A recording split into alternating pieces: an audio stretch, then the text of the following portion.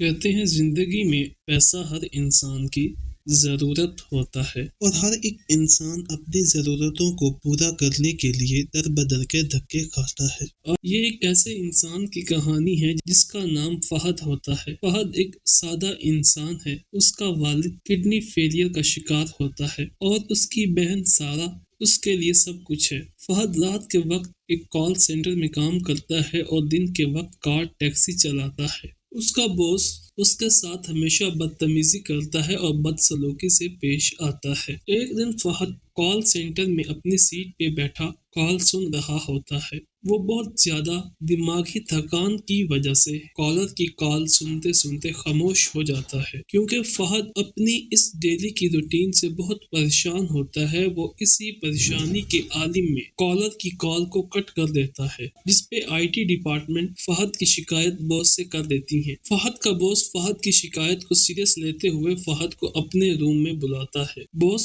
فہد کے ہاتھ میں اس کا ریزائن لیٹر تھما دیتا ہے، جس پہ فہد باس کو اپنی مجبوری اور دن اور رات کی نیند نہ پوری ہونے کی وجہ بتاتا ہے۔ لیکن فہد کا باس فہد کو اس بات پہ ٹال دیتا ہے اور کہتا ہے یہ تمہاری پرابلم ہے اور یہ کوئی بہانہ نہیں ہے، اور تمہیں جس بات کی سیلری دی جاتی ہے وہ یہ ہے ہماری کمپنی میں آنے والی ہر کال کی رسپانسبلٹی سے جواب دینا، اور جب تک کالر خود کال کٹ نہ کرے تم کال کو کٹ نہیں کر سکتے۔ اور وہ فہد کو اس کے غیر ذمہ دارانہ رویے کی وجہ سے ریزائن لیٹر پر سائن کرنے کو کہتا ہے، جس پہ فہد اپنی ڈیلی کی ٹینشن اور ڈپریشن کی وجہ سے ہائپر ہو جاتا ہے اور وہ سائن نہیں کرتا اور باہر چلا جاتا ہے۔ جب وہ باس کے کمرے سے باہر نکلتا ہے اور اپنی سیٹ کی طرف جاتا ہے تو دیکھتا ہے ڈیسک ٹاپ پر آنے والا سرور کی لائن کٹ ہو چکی ہے، جو کہ ایک کمپنی کے امپلائی کو فائر کرنے کا سائن ہوتا ہے، جس پہ فہد کو مزید غصہ آ جاتا ہے اور وہ اپنے ہوش کھو بیٹھتا ہے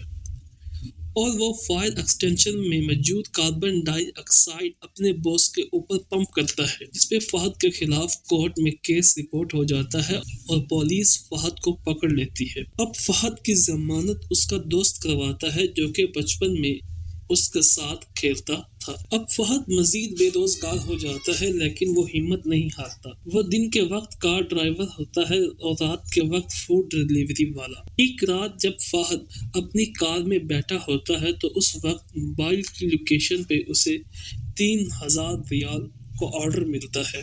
جب فہد کسٹمر کے بتائے ہوئے ریسٹورنٹ سے کھانا پک کرنے جاتا ہے تو وہاں اسے اس ریسٹورنٹ کا ماحول بہت پسند آتا ہے، کیونکہ اس کا بھی ایک خواب ہوتا ہے کہ کبھی زندگی میں وہ بھی اپنے دل کے من پسند شخص کے ساتھ کھانا کھانے یہاں آئے گا، جس پہ فہد اپنی محبوبہ کو کال کرتا ہے جو کہ ایک بہت بڑی کمپنی کی امپلائی ہوتی ہے، اور وہ اس کو اسی ریسٹورنٹ پر کھانے کی دعوت دیتا ہے تاکہ فہد اپنی زندگی میں آنے والی تمام مصیبتوں کو بلا کر 2 پل خوشی کے جی لے۔ اس طرح جب فہد اپنے کسٹمر کا آرڈر ریسیو کرتا ہے اور وہ اپنے کسٹمر کے بتائی ہوئی بلڈنگ کے کمرے کے قریب پہنچتا ہے، وہ وہاں ایک بلیک بیگ کے ساتھ کھڑا ہوا لڑکے کو دیکھتا ہے جو وہاں سے اسی وقت غائب ہو جاتا ہے جب فہد اپنے کسٹمر کو آرڈر ڈیلیور کر لیتا ہے۔ فہد اپنے کسٹمر کو آرڈر دینے کے بعد جانے لگتا ہے تو وہ وہاں ایک کمرے کی دیوار کے پیچھے چھپ جاتا ہے اور فہد دیکھتا ہے کہ وہ بلیک بیگ والا لڑکا اگین دروازہ بجاتا ہے